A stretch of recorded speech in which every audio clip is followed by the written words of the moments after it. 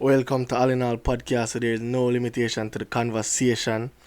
I'm very excited for that video. I did somewhat in the works, but they always telling us, yo, versatility is something they want to work on. But obviously, I wanted like different content. I didn't want to like stifle my content and just be doing like one set of things. So really excited about this video and obviously just watch and enjoy.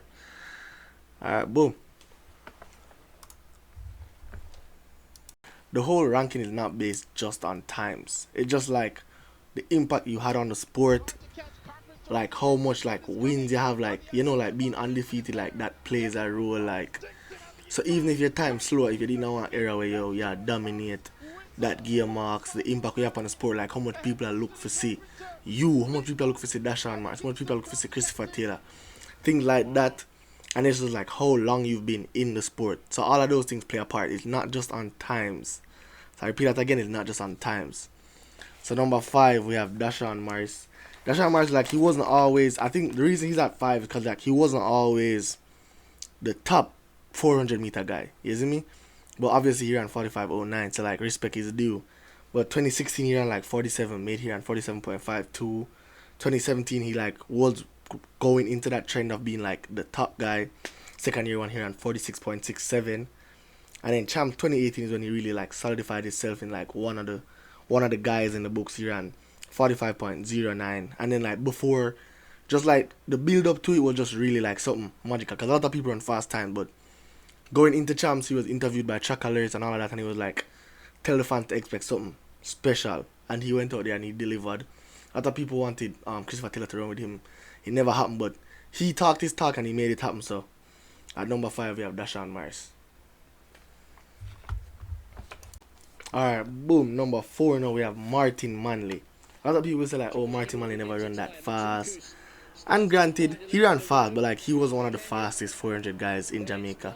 But as I said, it's based a lot on impact, and the impact he had was like mass. Like he was one of those guys. He ran in the World Youth Champion. He was like one of those guys that really made people know like, oh, Jamaica's 400. You get me? I say like obviously you have the greats like the elders and stuff, but like he was one of those guys that like brought it back to Jamaica. Like okay, there are quarter milers in Jamaica. He ran the World Youth.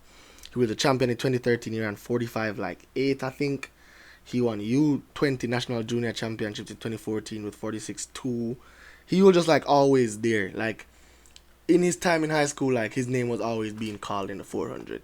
So I feel like just him always being called in the 400 like just made him like a stamp in the 400, and he went on to like win World Youth in his time. That is a big achievement. You can't take that away from him. And then he just had an impact. Like he was one of those men that did say St. J gonna win champs. Like obviously everybody didn't know that was never going to happen. You get what I mean? I said, but he had people thinking, he had people talking. He was like, yeah, St. J is gonna win champs for like one of their friends that's now deceased, RIP to him. But he just had a great impact. He did a lot for the sport, and I just feel like it's not always about the time. Like a lot of guys really did things for the sport, and they really made people know like, oh, things can happen, and he was just one of those guys. So big shout out to Martin Manley. He comes in at number 4. Alright, boom.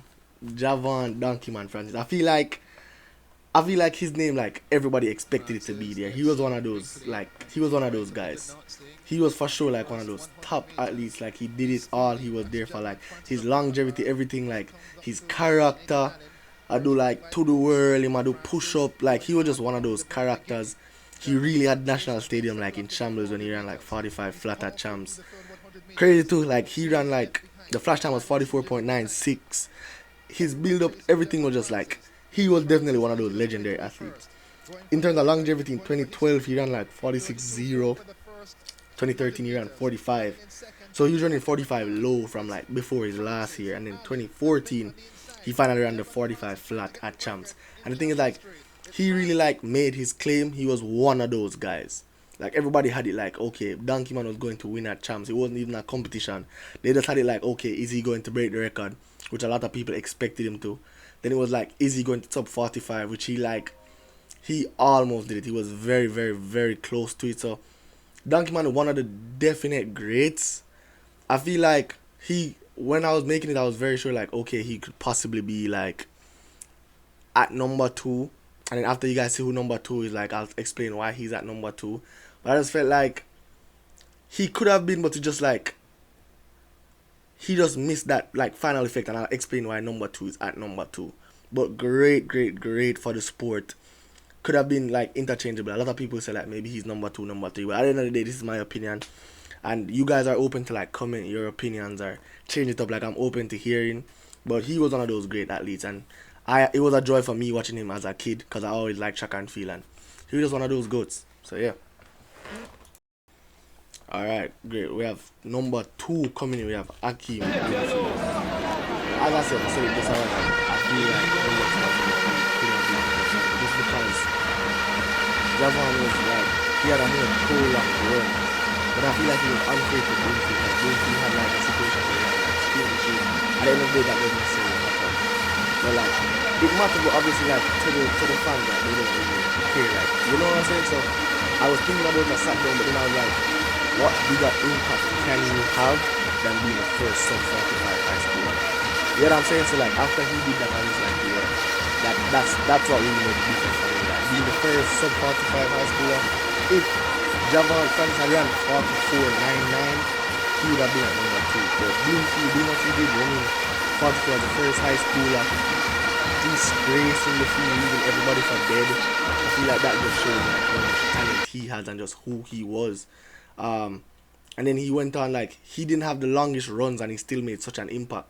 Because he was one of those guys that were doing track and field for, like, the longest, like, doing it since, like, baby. He stopped, you know, like, he had his mishaps and all of that stuff. And he really came out and he ran 44.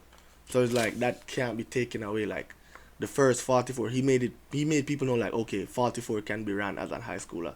And I feel like that's why he got the number 2 spot over Donkey Man. But overall, all of these guys that names are being called are all great athletes. You get me? I say so. And a lot of people that names weren't called are also great athletes. But for my number 2, we have Akeem Bloomfield. I'm just gonna go out and say before we even start about just 400. I don't have like a section on this, but I feel like Christopher Taylor was the greatest high school athlete for track and field overall, not just the 400. He was the definition of longevity. He's been running since, like, guys, he's class 3, he ran 48 seconds. So in the 400, like, come on, 48 seconds in the 400 in class 3. You have 13, 14 them time there. So obviously he's no by any means of the imagination a scrub. He was that guy since that age, and he never stopped. He just got better, because that was 2014, I think he was in class 3. 2015 he was a youth champion. He ran 45.2. Then again, I'm saying it, like, he was that guy. He ran 45.2. 2016 he ran 45 again. 2017 he ran 45 again. 2018 he ran 44.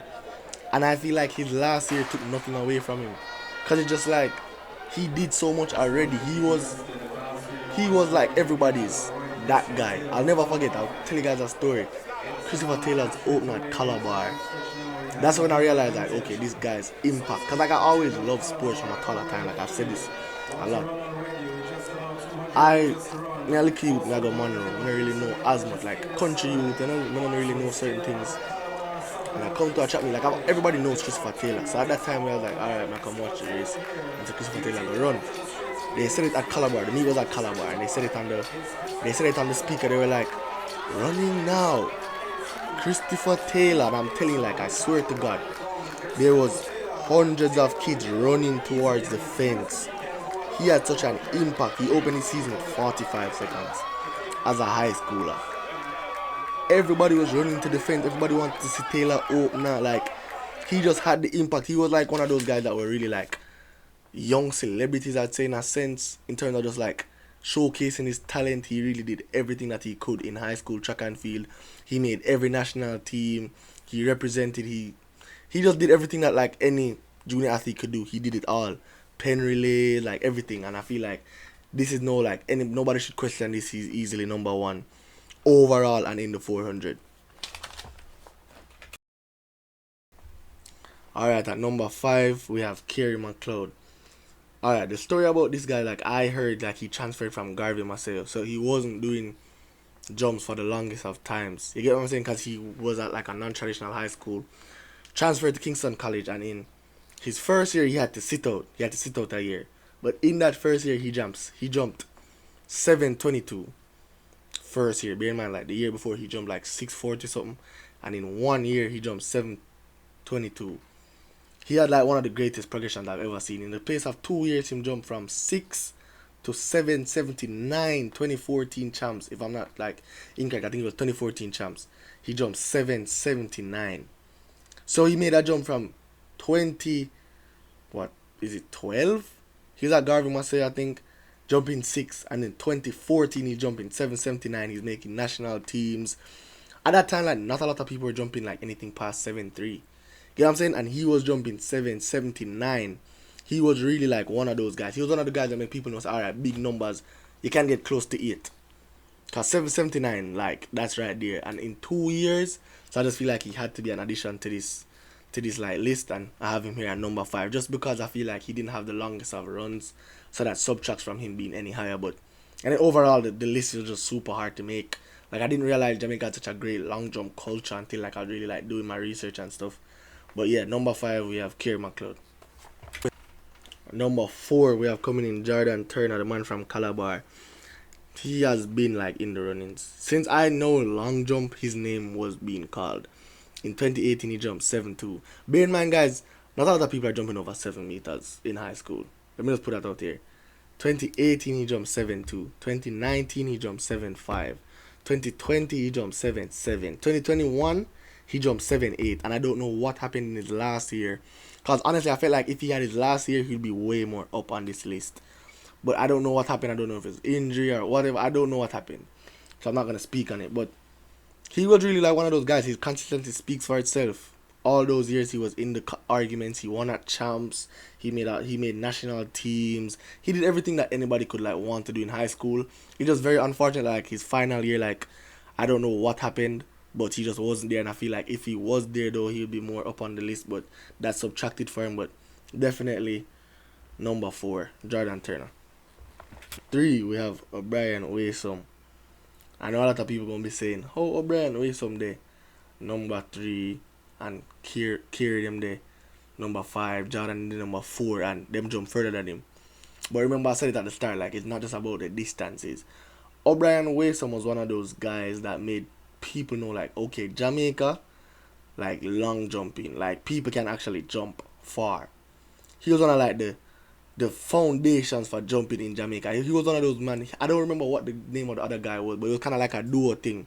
And JC really, them just did do them thing. Like everybody say, yo, them two youth, yeah. Like O'Brien Wasom and this other guy. I think he's in the video too, but they really just did their thing. Like they were one of those guys that made people know, alright, jumping is, yeah, it can happen.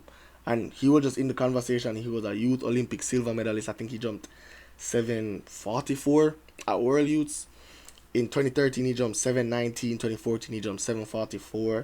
2015 he jumped 771. And in 2016 he didn't progress. He only jumped 752. But medalist at champs every year, he was there. Really did his thing. I feel like what he brought to the culture and the like belief he gave younger kids that, okay, yo, you can jump, it's just really inspiring. His impact to the sport it can't be forgotten, and he's at number 3. Alright, at number 2, I feel like this guy by a lot of people will just overlooked. Because I feel like naturally in Jamaica, like if you go schools other than KC or JC, sometimes and you're not on the track, people will overlook you. But like I just couldn't overlook him. I feel like he is the second best jumper of the decade. Cause 2018, 718. 2019, 766. 2020, which was COVID year. So I'm almost positive he would have jumped further. He jumped 753. And in 2021, he was a medalist at World Juniors and jumped 790. That is right beside 8. That is right beside 8. He was there every year. You cannot. I talk about jumps, and Kavian Carney never talk about while him that jump. I'm just feel like a lot of people overlooking. Like I've never heard his name in a lot of the conversation, but I love talking about track and field, and I always just say what I think, and I feel like he's the second best jumper of all, like of the decade for Jamaica juniors. So Kavian Carr number 2. At number 1, one of those easy decisions. Like one of those guys that I put at number one before like I even started doing any research. The first guy to jump 8, come on. Like lock in. It was obvious. Wayne Pinnock the number, like there's no question about it. I don't think anybody can debate it. And his impact was just crazy, bro. Like long jump is I think is one of the first finals. Nobody is normally at long jump like that. Like people go obviously. It's champ Jamaican people support, but on all the like I was always like at meets because I did track and field as well. So like I was always like at all the meets and at all of the like long jump finals I've been to. That was the most stacked one. Everybody wanted to see Pinnock jump 8. Everybody wanted to see Pinnock break the record. And just the fashion that he did it in, like just his longevity, like he'd been there, bro. Like 2017 he jumped 727. Then boom, 2018 796. Like that is 8, bro. Then you're like, what the hell? What is this kid doing? What are you doing? Why are you jumping 796? And in 2019, he goes up, boom, 805. And everybody just have a top of that. And the thing is, he jumped 814. He jumped 814 first jump at carpet area. A lot of people don't know. Like, people who don't know the sport don't know. First jump, he jumped 814. But he was like wind illegal. So he jumped 8 twice that year. And he just never lose. He never lost at any comp. Like he was just the guy. Like he was the GOAT of Jamaica's jumps. I think he's the overall GOAT, not just of the decade. I know this video is off the decade, but overall he was just that guy. Like there's nothing you can take from this guy, man. Like he jumped 805, bro. Like I feel like he must give people their flowers like while they're alive and all of that. And he was really just that guy. Like there's nothing you can take from someone jumping 8 in high school. Like I don't know if people at college that jumped 8. He made people know like wow. Like he was one of those guys. So at number 1, only person that could be number 1, Wayne Pinnock. And then number 5, funny enough, we have Wayne Pinnock again for the 110 hurdles.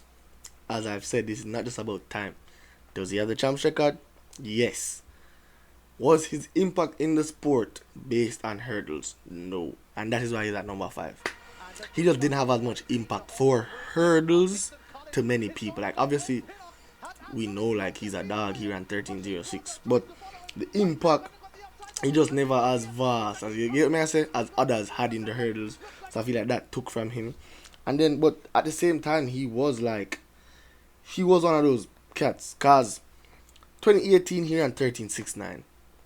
What a lot of people don't understand is Pinnock in a lot of other eras is winning or medaling with 13.69, but he was in the era of like Dejour, Russell, Brad Bell, like all of those guys. You get me I say? So he was just in a more competitive era. So it was like harder for him to be like a staple in the hurdles. You get me I say? So he was just not a staple in the hurdles like for a long time. And in 2019 he ran 13.06. So between 2018 to 2019 he jumped like vastly. He went up to 13.06. He won at champs. That was just his champs. He jumped 8.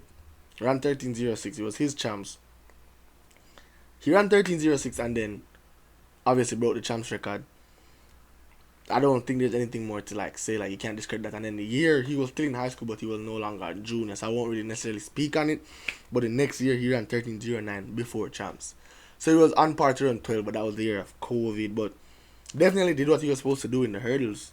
And I feel like he's at number 5 just because of his lack of impact to people for the hurdle. Like people weren't looking for Pinnock as a hurdler. They were looking for him as a jumper, but still like one of those guys for sure. He has the champs record, so obviously. So that's Wayne Pinnock, number 5.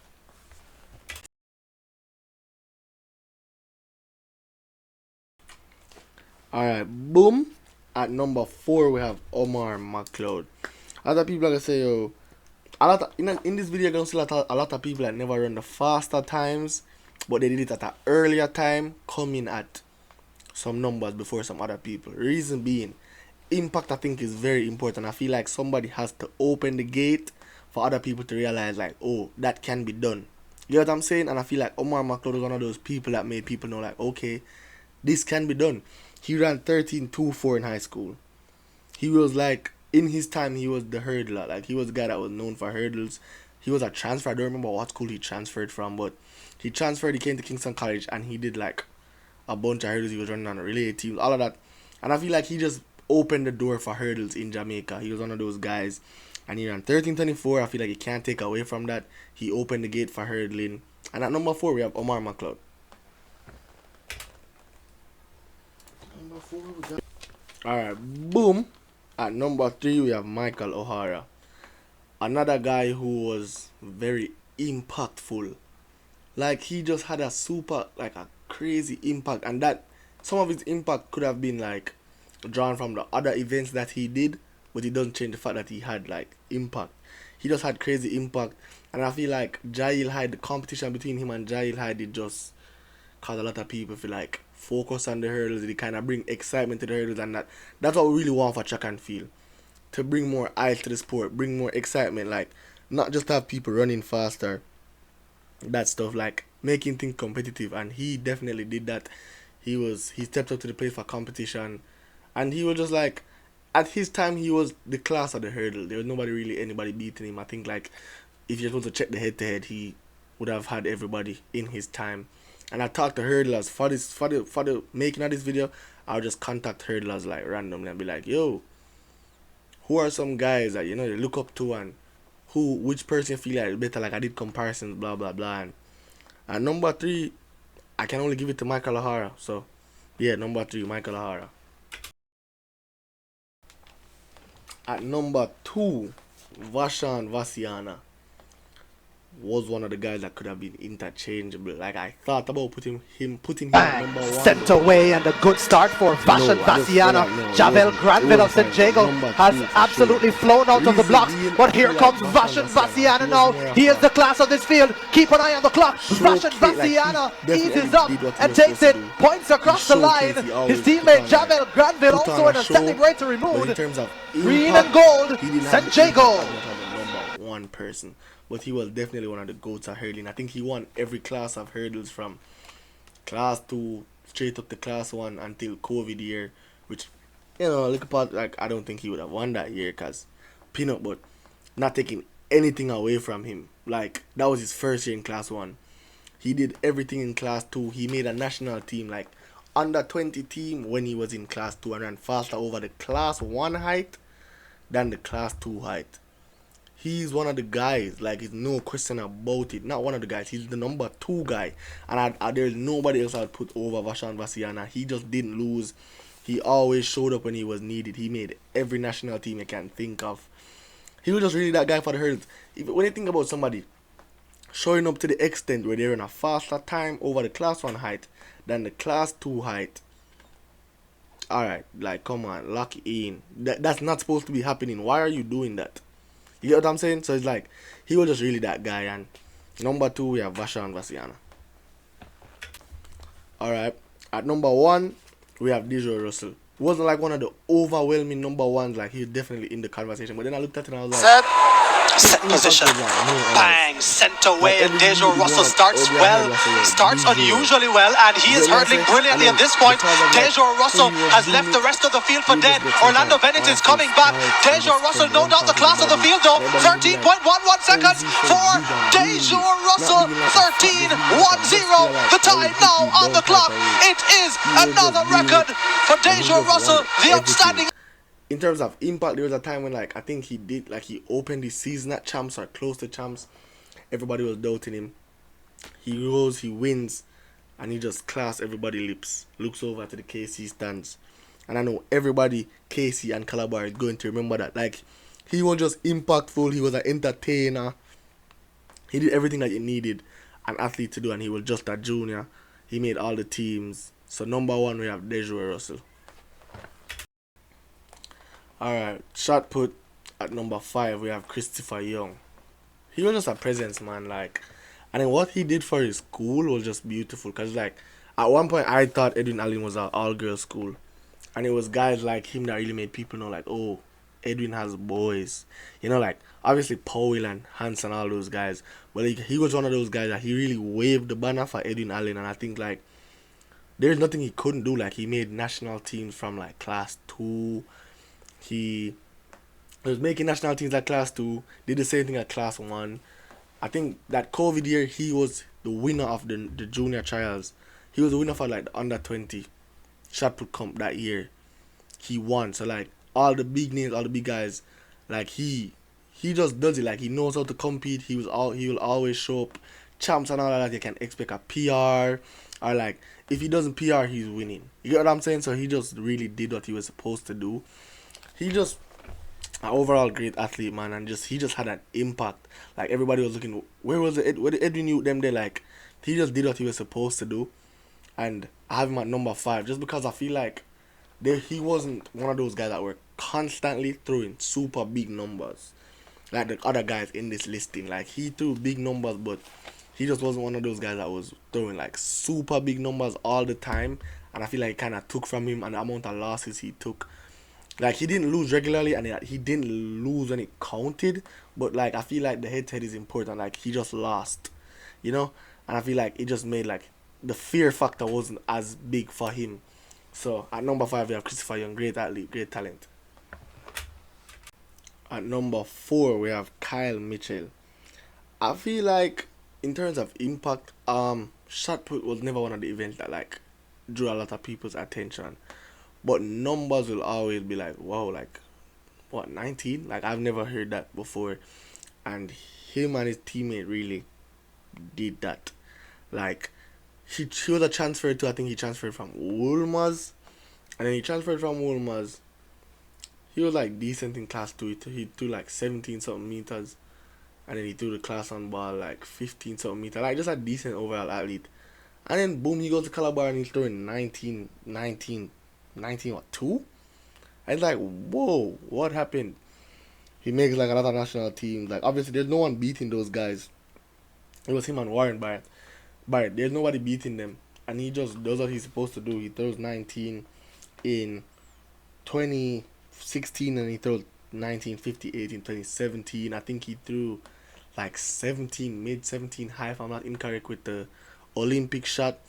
So obviously those are large numbers. So he really had an impact on shot put. He was one of those guys. He was very close to 20 meters, scratching 20 meters. And for sure, number 4, Kyle Mitchell. Alright, at number 3 we have Warren Barrett. I feel like the reason like why he edges out at number 3 is just like his longevity. He was good he was at Cornell College, I think is where he was at. He was winning Western champs. He was competing well at champs. I can't quote, don't quote me, I don't know what was his exact placements in champs, in class and stuff like that. But then he had the character record until last year when Kobe Lawrence broke it. It was 1997. It was really high, pretty close to 20 meters. He was one of those guys scratching the surface. He went to World Juniors, all of those stuff. And he was just a force. I think he won champs in his final year. Just a force, man. And he was doing it for so long till like he was there from class 2 days and everything. So I feel like it's only right he was at number 3. Especially what he did like in his final years and stuff. So for sure number 3 we have Warren Barrett. Alright, boom. So for Kobe Lawrence now, in terms of longevity, nobody does it like him. He has been throwing since he was a kid, bro. Like he has been doing this shot put thing. So I feel like, honestly, like I sat down for a minute and I was like, Kobe number 1. That's like I was like, is Kobe number 1 or is he number 2? And I was like, I'll go into it. I was like, number 1, number 2, and just like the reason why I didn't put him at number 1, I'll explain in the next when I'm explaining number 1 and why he's number 1. But overall, he just did it for a super long time, and he was just at a high level. He threw 19 meters in class 2 with the 5K, and I think he would have thrown further if like champs and stuff like that was supposed to keep, because he normally peaks around that time. Like all of his bigger numbers are down at that time, so Kobe kind of stopped that. But for sure, he was just like always in the conversation. Like at no point could you be talking about shot put and not mention his name.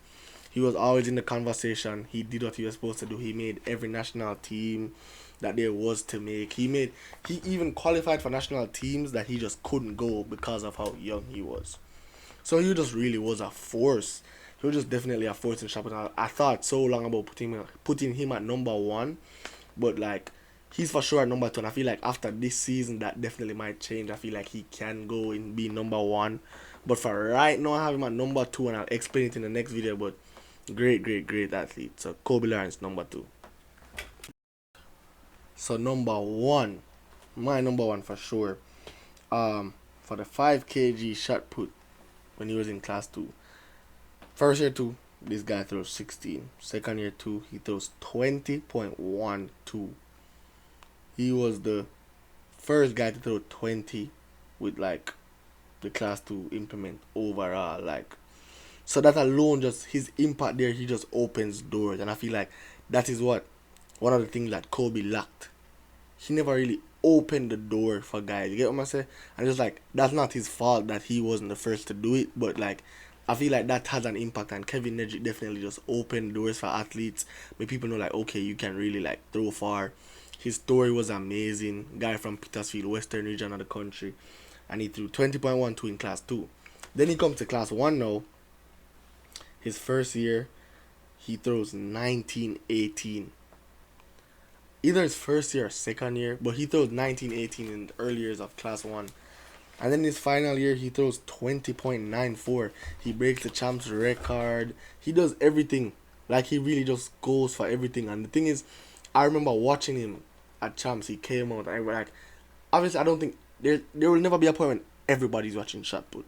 But those who cared about shot put was watching, and he comes out, warm up throw, boom, over the record, walk into the ring, and it's just like, whoa, like, he just had an impact. He had so much impact in shot put and just throws overall, because he did all 3 of the events. He had so much impact that they were just like a whole, like, they just had like a whole thing on TV. I don't remember what it was called, but they were just like a rundown of just explaining his life, his journey. He had a great impact on the sport of shot put. And then I feel like another thing why I put him over Kobe for number 1 is just the head-to-head. He didn't lose. Like, there was nobody that was beating him at one point. Whereas Kobe, when he's on like his best of shapes, he was just like more inconsistent. Like, there would be times when people would beat him, and I feel like that just takes from your legacy. You know, like, you always want to be winning. You always want to be like that guy that nobody could be, like being feared. And Kevin Nedrick was definitely feared. No one was beating him. So I feel like for sure number 1, Kevin Nedrick. At number 5 for triple jump, we have Clive Pullen. I told you guys, like, as I said, it's not all about distances, and he was one of the foundations for triple jump in Jamaica. He was a foundation. He was one of those guys. Column. You get me? I say, like, he was one of the people that made people know, say, yo, triple jump is a thing. People can do triple jump. You get me? I say. So I had to put him in there. It was just a must. Like, I couldn't go around putting him in there. He jumped. It's athletes of the decade. So obviously I can't talk about too much. But in 2012 he jumped 1592. And then in 2013 he maintained and jumped 1583. Honestly, I feel like a lot of these guys could have gone further. And then I think he left before his high school years were over. He left pretty young to go to university. But a lot of these guys, I feel like if they had the competition that they opened, like, remember they did it so others could realize that it could be done. And then after them, more people started to do it. So it was more competitive. So then they started to open new doors. I feel like if a lot of these guys were in the competition that they like set the platform for, they would jump even further. But he was definitely like one of those guys that opened doors for triple jump in Jamaica. And at number 5 we have Clive Pullen. Alright, for triple jump in number 4 again we have Luke Brown. I feel like his name was just always called. Like, everybody knew, like, okay, Luke Brown was a triple jump, and he always showed up. I can't forget champs, like, he was on par. I think it was a different event, but just showing like his impact. He was on par to not make the final. He had 1 jump left to make the final. Last jump, his jump put him in 2nd place. Just a true competitor. I just couldn't take it from him. I was like, for sure, like, Luke is someone that has to be in the top 5. I went through like his results and I was like, rightfully so. 2019 he jumps 1551, consistent straight throughout. 2020 1557, 2021 1590. Get what I'm saying? So he's just like definitely consistent. He did what he was supposed to do. He made like national team. Just overall competitor, man. Like, I just can't. There's no other way to put it. And he was just always in the conversation. At number 3 we have Kerry McLeod.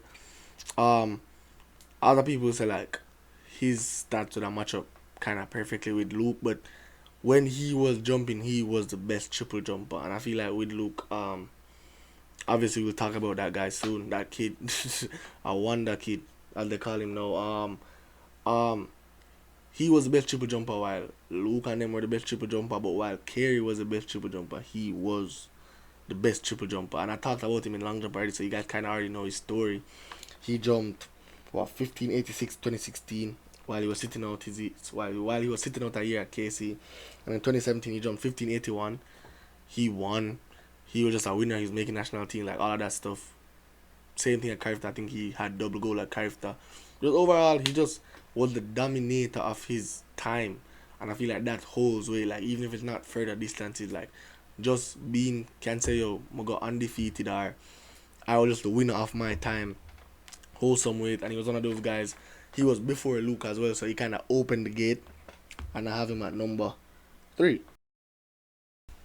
Alright, so O'Brien Wasom here again. I put him at number 2 all time. I'm not gonna do the bag of talking like I did for long jump, obviously, because I already kind of explained like his whole thing. His impact was crazy, and it's the same thing that brought him over here. He was just like one of those people, made people know like yo jumpers, and he did both long jump, both triple jump. He jumped 1555 in 2013 and 1572 in 2014. So that speaks for itself. And in those times, nobody was really doing it. He got to compete with Clive Pullen and those guys. So Clive Pullen kind of opened the gate for him in a sense, but then he will just.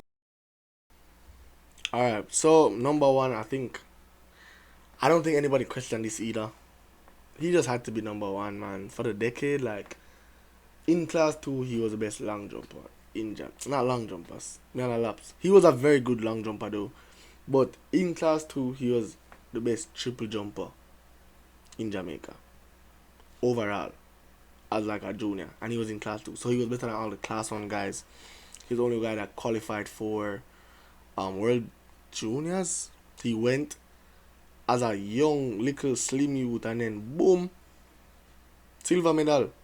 And then if that was not enough, his first year in class 1, he just dominated. He didn't lose anything. When I say like he didn't lose anything, he didn't lose anything at all. He was just winning. And it was like kind of surreal to see, because it just happened, and it was like from 1 year he was having a cramp at champs, didn't matter all that stuff, and then to boom, just dominating not just Jamaica but the world. He went on to break the championship record of the World Juniors, jumped over 17 meters. That is big people thing. Little people if you jump over 17 meters. You know it's 17 meters? And he jumped over it not one but twice. He jumped over it at Carifta. He jumped over it at World Juniors. He had that thing about big time. When he was needed, he was going to perform. When he was supposed to put on a show, he was going to put on that show. And there's nothing that can be taken from this kid, man. I wish him all the best with like going forward and all of that stuff. Just alright, so Discus now we have at number 5 coming. We have Kevin Nedrick, the number 1 guy for the shot put, and here he is again at number 5 for Discus. He didn't have as much of the impact as he had in shot. Obviously, he's at number 5 now, but he was one of the best discus throwers in the country in his time. He threw 58 in 2016. He threw 60 in 2017.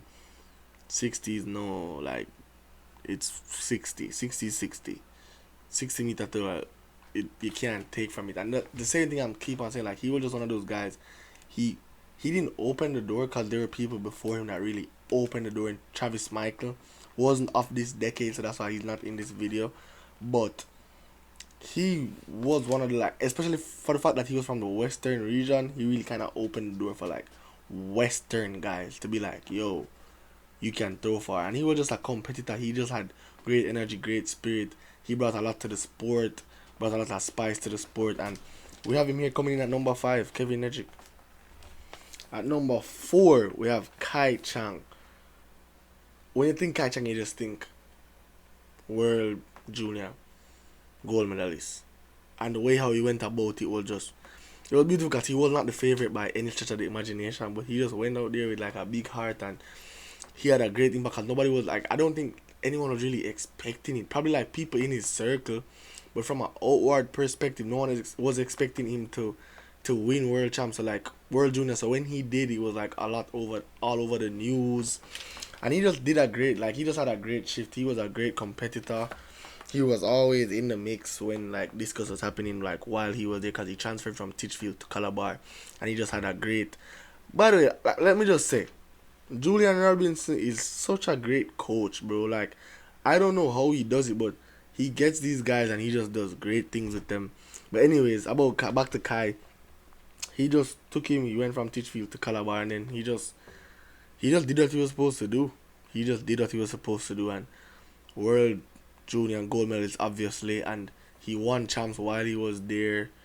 And then for like his final year, he was just dominating until the number one guy on this list kind of came up right under his sleeve as a young youth. But overall, he just did what he was supposed to do, and definitely one of those guys. I think he faced some injuries. I think he could have went further, probably could have been higher on the list, but for sure one of those guys. Top 5 for the decade. Kai Chan coming at number 4. Alright, boom, we have at number 3 coming, we have Roger Stoner. Another one of those guys that he really opened the gate, because he was throwing 56 in class 2. Not a lot of people was throwing over 55 in Discus in class 2 in Jamaica. Class 2, to people that don't know, like if there's anyone like from different places like are listening, class 2 is more like under 18 athletes. So like once you're an under 18 athlete, you're class 2. And then like under 20s where it's like class 1. You get what I'm saying? But he was an under 18 athlete throwing the 1.5 at 56. Not a lot of people to do that. And then from class 2, he went on to class 1 and he threw 56 his first year, 66. So he had a whole 10-meter jump his second year. He threw 66 his second year. And then 2018 he came back and he threw 63. Just overall a competitor, man, and it was just a beauty to watch him. Like he never really used to say much about like whatever, like in terms of being a real presence in the media, but he did what he was supposed to do. He did what he was supposed to do, and you can't take that away from him at all. I think like his takeaway was like he didn't win any major like in terms of just world juniors and stuff like that, but I feel like his stretch still held weight, and then the fact that he was one of those guys in class 2 as well shows his longevity. So I'm gonna go with number 3, Roger Stoner. At number 2, and I know a lot of people thought maybe he was gonna be at number 1, but no, he's gonna be at number 2. At number 2 we have Frederick Dakers. I think the biggest thing Frederick Dakers did as a junior was, no, let me not say the biggest, because he won world junior champs, but he also won world youth champs, and he threw 67 meters as an under 18 athlete. 67 meters is crazy. That's almost 70.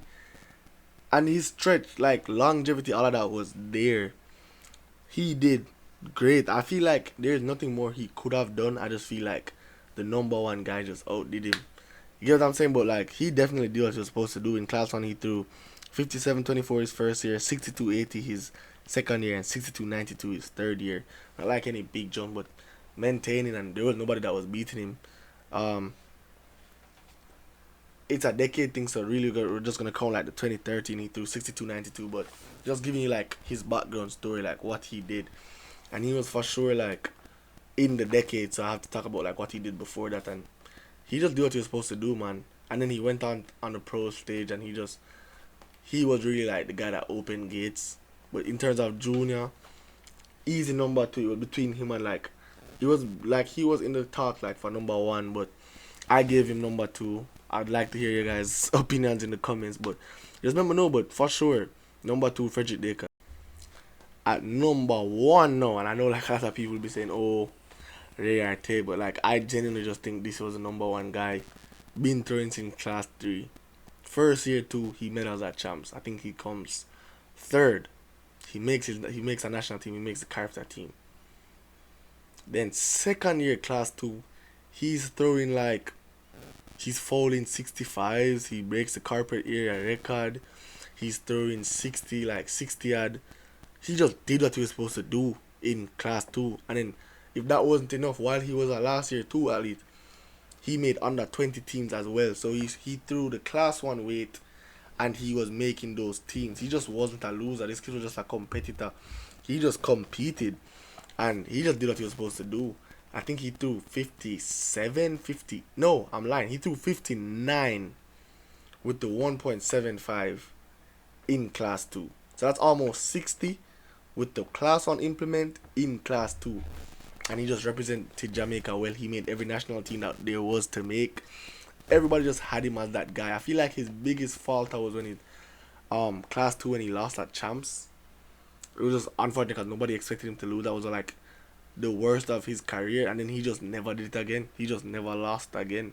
He was just winning straight on from there. So definitely one of those guys, man. And not one of those guys, he is the guy too, the number one guy. I definitely have him as my number one for Discus of the decade. Crazy kid, man. And then he went against the biggest competition in World Juniors and came second. Cause really and truly, any other year he's winning. He just went against that year. Like, Chaka feels a lot of luck too, cause it's just like some people get that year where it's like, you know, decent numbers win, but then you have years like his year where it's just like, wow, you deserve a gold medal, but it's just like you just got beat. But great athlete, man. Had a long stretch and he did both of the events pretty well. I think he's the national junior record holder for the under 18 shot put, throwing like 20-point high. But in terms of discus, definitely number one for me. Alright, so even when everybody wants to see 100, I could not choose for the life of me, bro. Like, I sat down and I was like, overall, let me just tell you now, Javon Matheson is in my top 3 favorite sprinters of all time. Probably number 2. So I just couldn't.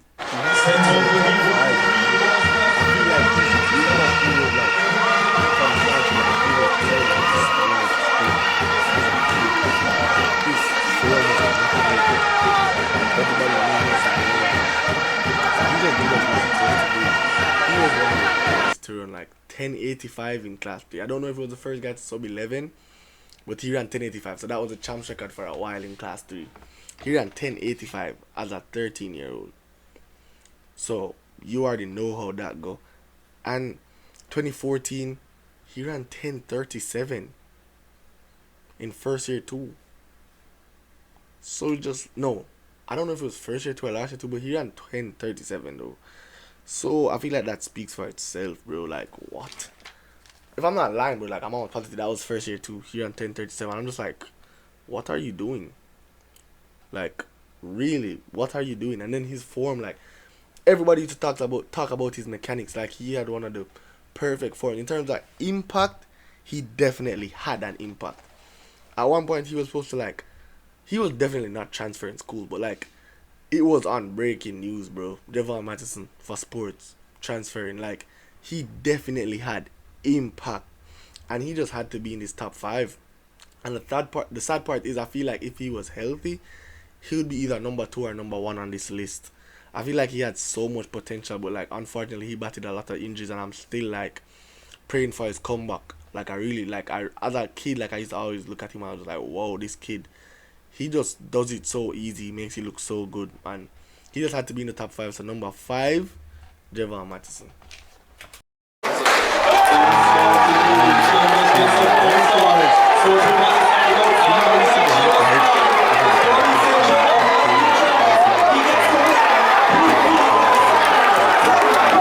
He was a little older than Matheson though. I think he was like a year ahead of him. But overall, he was just one of those very talented sprinters. His start, it was just something to talk about. Like, everybody used to talk about his start, like, whoa, this kid has a super fast start. And he was under 18 running 10.25, no, 10.29. So I feel like you can't take that from him. He just had to be in his top 5. I feel like he did what he was supposed to do. He just didn't have as big as an impact. And then his class 1 presence wasn't as, like, noticed. You get what I'm saying? So I feel like that's where, like, he falls short. But definitely one of the top 100-meter sprinters of the decade. Like, he was entertaining, man. Always a bus shot over my school. But for sure, he was in the top 5. So at number 4, we have, like, Javon Minzy. When I was, like, doing research for this video, I talked to, like, people. And a lot of people, like,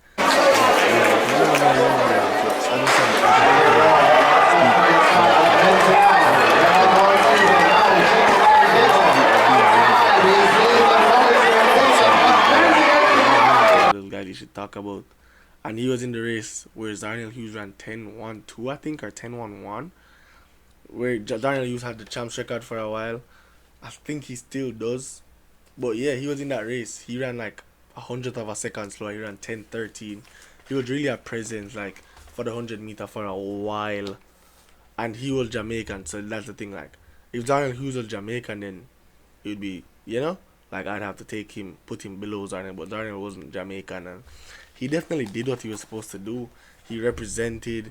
He had a mishap where he like celebrated and lost, but taking nothing from the athlete, man. Really was one of those guys, and then he did it too. I feel like I always have to give credit to the guys that do it from like non-traditional high school, cause it's hard. They don't have the facilities, they don't have none of that, and they still like make it happen. Running 10-13 and not being at a traditional school where them have all the money and all the facilities to like do whatever. It's hard, you know. So 100% Javon Means is number 4. Alright, so boom, we have Michael O'Hara, and Michael O'Hara, like I talked about him in the hurdles, his impact was just crazy. Mr. B Extraordinary. I don't think a lot of people remember that, but Be Extraordinary, like he had the whole them time that champ supposed to sponsored by Flow, and the man have digital banner and them shirt, and it was just like a big excitement. The man get sick, the man get chicken pox or something for some like Carfton, like it upon news. Why is Michael O'Hara not competing at Carfton? Stuff like that. He was just one of those guys. His impact was crazy. He had a large impact on track and field, like junior track and field in his time. And he was just, bro, like he just did what he was supposed to do. He ran 10-2. He ran 10-19 as a junior. But he was running 10-2 like a couple of times in his like final year. And the thing is, he had an awful start for the most part. Everybody used to wonder like, what if this kid could get like a good start? Like he was running from behind, coming up running 10-2s, and he was making like national teams. He was performing he has medals, like so like he was making finals on the world stage. Definitely deserved to be here. And we have him at number 3, Michael O'Hara. Can't take nothing from him. At number 2, we have the man from St. Elizabeth Technical, Sachin Dennis. A lot of people gonna say no, Sachin this rated, and I thought about it, and I was like, should I put Sachin at number 3 just because he never run for Jamaica in terms of national, him just to run for states. But like at the end of the day, him having tries to not represent. You get me? I say, but what he did was still just amazing in the junior circuit, bro. And his name was always in the conversation. He ran 10-9 as a junior. Not hearing about junior, 10-9 in class 3. And then first year one, he ran 10-51. He won. And then to defend his title in 2018, he ran 10-20, which was the fastest time at champs overall. And at that time, the fastest time in Jamaica, I think. Because the commentator was talking about it, because it was like all over. At that time, I think it was like top 3 fastest time in Jamaica overall, seeing and everything. And at that time, he was just 16. So just like, every class, so he won class 3, won first year 2, won last year 2. Had his injury problems, and I don't feel like I have the right to, because it happens and you can't really blame anybody. Like, obviously, other people won't care, like, he just wasn't there. But we have to speak on it. And then he came back after being out for so long, and then won again. He won in class 1. So he just was a winner. He was there he won in every class. He ran super fast times. His year when he won at champs, he ran 10-1-5. So it's just like, you can't take anything away from him. After champs, he ran 10-1-5 after winning at champs, because there was a bunch of negative breeze. And then he ran like 10-50 to win or whatever. But in that same year, he ran 10-15. And he just did it in every class. He had a great impact. Opened the stage for like Western runners too as well. Like one of those guys that opened the stage and made them know like these things are possible. Definitely a great impact. Because at one time people were wondering like, oh, is he going to go Bahrain? Or there's a lot of talking. So people talked about him. So he had impact on Jamaica as well. So number 2, we have Sachin Dennis. Last but not least by any means, number 1. And I feel like after this year, he'll be the number 1 athlete of all time as juniors. Number 1, we have Boaz and Krumi. Bro, class 3, 10-7. I'm going to say that again. As a 13, 14-year-old, he was running 10-7. Had the champs record. Right? If that wasn't enough, first year 2, he goes on in the race where Vashon and Stennett and them, he medals, he comes 3rd. He was plagued with hamstring injuries for the whole year. And then boom, he shows up at champs. Like he joined in 11. Yeah, I think DeAndre McIntosh or one of those guys, and then like beating him at one point. And he just shows up. He's a championship athlete. He's going to show up. He came third in one of like the hottest races at champs that year. He just finds a way to like dig off a medal. He's always in the conversation. So that's first year too. Second year too, COVID comes, but he was possibly the fastest 100-meter runner in the country because character trials, I think his time was faster than the class 1 winning time, and he was easing up. You know what I'm saying? So that kind of COVID kind of killed his legacy. So I can't, not his legacy, because COVID affected everybody. But I feel like he would have definitely done something crazy at champs because he was easing up and running 10.5s, 10.4s, 10.5s. You know, super fast. And then fast forward now in a first year one. He goes to champs. He goes into the finals as 8th. He's in lane 1. And he gets one of the fastest starts anybody has ever seen. And just like, he just couldn't hold on, and then he comes third. Another way just digging off a medal in a race that, quite frankly, he just shouldn't have. You know what I'm saying? Like, and his impact was just crazy because it's just like, you're doing this, his longevity, all of that, you're doing this from class 3. Actually from class 4. You know what I'm saying? Like, he just had huge impact on like the 100 meter. Everybody used to just be like, how does this kid start so fast? He did it in every class. And if that wasn't enough, second year one now, the talks that happening is big. Like, everybody's like Brian Level, Sanjay Davis, all of those guys, how they match up. His boy Jane Crummy gonna do this, blah blah blah blah blah. Mishap happened at champs. Possibly could have killed his legacy. He literally dropped out of the block. And he's like, okay. He goes on to break the national junior record that year. He runs 10.02 that year. So it's like, if anybody was doubting him, he's like, what do you have to say now? He does it on the biggest stage that a junior athlete can do it at. He breaks it. He equals national junior record, then he breaks it. So it's just like, I feel like he did everything, and then his impact is just crazy. And then he opened the other day. He opened with 10.30, easy. Overall, I just feel like in terms of longevity, impact, competition, showing up, nobody does it like him in the 100 meter. And he's just the best 100 meter athlete I've seen pass through Jamaica overall, and not just in the last decade, overall for high school as a junior. So for 100%, Boaji and Crummy. Alright, so this is one of the videos where I'm really looking out for the comments from you guys. Like, I really want everybody, like, just comment. Let me know how you guys feel about the video. Let me know if there's someone you that put in, someone that I missed out. Like, I'll be in the comments looking for, like, hearing what you guys have to say. And I hope you guys enjoyed the video. It took a lot of editing. Like, you guys can obviously realize, like, I'm not even being shown. So it's like a lot of voiceover, like, just a lot of effort to really make this video. Cause I felt like a lot of guys wanted to hear this type of content, and I wanted to be versatile with it. So I'm just glad I got the chance to make this video, bring it to reality, and I hope you guys enjoy. Tune in for the next video.